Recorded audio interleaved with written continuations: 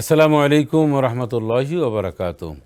বিসমিল্লাহ তাওয়াক্কালতু আলাল্লাহ ওয়াসসালাতু ওয়াসসালামু আলা রাসূলিল্লাহ আম্মা বাদ। সুপ্রিয় দর্শক শ্রোতা, পবিত্র মাহে রমাদান উপলক্ষে এই গুরুত্বপূর্ণ আয়োজন, এই আয়োজন থেকে আপনাদের পাঠানো বিভিন্ন প্রশ্নের উত্তর দিয়ে থাকি এবং একই সাথে কোরআন সুন্নাহর আলোকে বিভিন্ন বিষয় আমরা নির্বাচিত করে উপস্থাপন করি, যাতে করে আমাদের দুনিয়া এবং আখিরাতে আমরা কল্যাণমুখী হতে পারি, কল্যাণময় হতে পারি। আজকের আমি আপনাদের সামনে কথা বলবো যে পবিত্র মাহে রমাদান এটি একটি ফরজ। কাদের উপরে ফরজ, কখন ফরজ এবং কখন ফরজ না, এটা আমরা নিয়ে আলোচনা আমাদের করা খুব জরুরি। প্রথমত হচ্ছে, এই রমজান হচ্ছে একটি ফরজ ইবাদত। এটি অবশ্যই আল্লাহর পক্ষ থেকে নির্দেশ। কোরআনুল কারীমের মধ্যে আল্লাহ পাক বলছেন, ইয়া আইয়ুহাল্লাযীনা আমানু কুতিবা আলাইকুমুস সিয়াম কামা কুতিবা আলাল্লাযীনা মিন ক্বাবলিকুম লাআল্লাকুম তাত্তাকুন। অর্থাৎ এই মাস যারা পাবে তাদের সিয়াম সাধনা করতে হবে। এখন পাবে সবাই, এর মধ্যে আবার রোজাও অনেকের মাফ। যেমন কখন রোজা ফরজ হবে? প্রথমত হচ্ছে একজন নারী এবং পুরুষ, অর্থাৎ আল্লাহর একজন ছোট্ট বান্দা বান্দি যতক্ষণ পর্যন্ত বালেগ বা বালেগা না হবে, অ্যাডাল্ট যতক্ষণ পর্যন্ত না হবে, সাবালক বা সাবালিকা যতক্ষণ পর্যন্ত না হবে, ততক্ষণ পর্যন্ত সিয়াম সাধনা বা নামাজ ফরজ হয় না।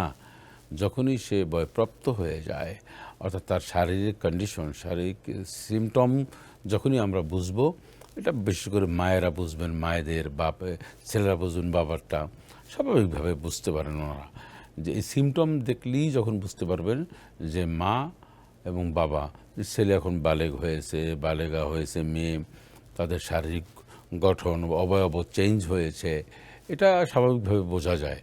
তখনই এই রোজাকে তাদের উপর ফরজ করা হয়েছে। একটা অত্যন্ত দুঃখের বিষয়, এত অল্প বয়সে রোজা রাখবে, কিন্তু বালেগ তো হয়েছে, আপনার মেয়ে বালেগা তো হয়েছে, তো আপনার উপরে এই বালেগ বালেগা অ্যাডাল্ট আল্লাহ পাক করে দিলেন। এটা তো আল্লাহ রাব্বুল আলামিন রহম করেছেন, করুণা করেছেন, তাই আপনার সিয়াম সাধনা তাকে ছোট মানুষ দিয়ে করাবেন না, এটা হতে পারে না।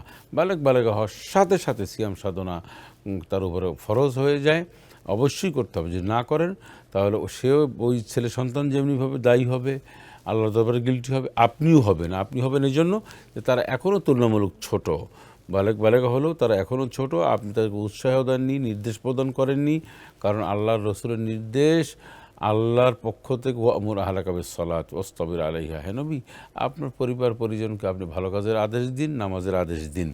অর্থাৎ আমার পরিবার পরিজনের উপরে নামাজ, রোজা, অন্যান্য ভালো কাজের আদেশ দেওয়া, নির্দেশনা প্রদান করা, নির্দেশ দেওয়া, এটা আমার জন্য একটা আল্লাহর পক্ষ থেকে বিধান, শরীয়তের বিধান। অতএব আমরা শরীয়তের বিধান থেকে আমি গাফিল রইলাম, আমি শৈথল্য প্রদর্শন করছি, এটা ঠিক না। তাহলে প্রথমত হচ্ছে বালেগ বালেগা হলেই তার উপরে সিয়াম সাধনা ফরজ হবে। এখন যদি কেউ, কোনো নারী, কোনো মেয়ে অসুস্থ যদি থাকে, তার মিন্স পিরিয়ড যদি চলে, যে কয়দিন হোক, সে এই সময় রোজা রাখবে না। পরবর্তীতে এই রোজাগুলি আবার গুনি গুনি রেখে দেবে। এটা কোরআনুল কারীমের মধ্যে এসছে।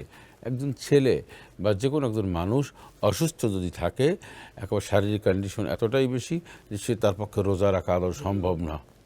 একজন মানুষ যদি অসুস্থ থাকেন, সে অসুস্থ দুই ধরনের হতে পারে, একটি টেম্পোরারি, একটা পার্মানেন্টলি। অর্থাৎ সাময়িক অসুস্থ, বেশি রোজা ছেড়ে দেবে, অসুবিধা নেই, পরবর্তী সে রোজা রেখে নেবে, তাহলে তার জন্য মাপ আছে। এটা 5টা হতে পারে, 10টা হতে পারে, 20টা হতে পারে। ইভেন একজন মানুষ যদি 1 মাস সিয়াম সাধনা মাস যদি সে অসুস্থ থাকে, তাহলে 1 মাস রোজা ছেড়ে দেবে। এরপরে ফামান কানা মিনকুম মারিদান আও আলা সাফারিন ফাইদ্দাতুম মিন আইয়ামিন উখার, যদি সে সফরে থাকে অথবা রোজা যদি অসুস্থ থাকে, পরবর্তী সে আবার রোজা রেখে নেবে, সমস্যা নাই। আল্লাহ বলছেন কোনো সমস্যা নাই, তুমি রোজা রেখে নেবে আবার পরবর্তী সময়। বাট একজন মানুষ যদি পার্মানেন্ট অসুস্থ হয়, অর্থাৎ ক্যান্সারের রোগী, কিডনি ডায়ালিসিস করতে হয়, মাথার টিউমার হয়েছে, এখন অপারেশন হচ্ছে, বা এরকম আদার্স যে কোনো হয়েছে, যেটা দীর্ঘমেয়াদী চিকিৎসা নিতে হবে।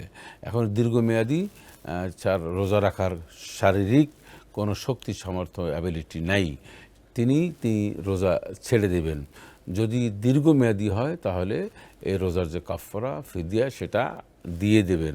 সেটার বিষয় নিয়ে আমরা কথা বলবো, কিন্তু আপনারাও জানতে পারবেন আমাদের সাথে থাকলে। কিন্তু এটা যদি সাময়িক হয়, রোজা পরে রাখবে, আর যদি দীর্ঘমেয়াদী হয়, তাহলে সে এটা পরিবর্তে কাফারাটা দিয়ে দেবে, ফিদিয়া দিয়ে দেবে, অন্য মানুষকে, গরিবকে দিয়ে দেবে। এই 2 শ্রেণীর মানুষ আরেক শ্রেণী হচ্ছে সফররত অবস্থায় সিয়াম সাধনা ছেড়ে দিতে পারবে। তাহলে আমরা শিখলাম যে অবশ্যই বাধ্যতামূলক সবারই রোজা রাখতে পারবে, তবে রোজা রাখতে পারবে না যে মানুষটি অসুস্থ, শারীরিক এবং মানসিকভাবে প্রচণ্ড অসুস্থ যদি হয়, এবং সেটা টেম্পোরারি হতে পারে, সাময়িক হতে পারে, এরকম দীর্ঘমেয়াদী হতে পারে, খণ্ডকালীন সময় হতে পারে, এক এক সময় এক এক মাসালা। এই পরিপূর্ণ মাসালা আরও আমরা জানাবো, আপনারাও জানতে পারবেন যদি আমাদের এই অনুষ্ঠানের সাথে থাকেন। তাহলে ইনশাল্লাহ বিস্তারিত ধাপে ধাপে আমরা আপনাদেরকে অনেক কথা জানানোর চেষ্টা করব। আল্লাহ আমাদেরকে শোনার, বোঝার, আমল করার তৌফিক এনায়েত করুন। আমিন। আসসালামু আলাইকুম ওয়া রাহমাতুল্লাহি ওয়া বারাকাতুহু।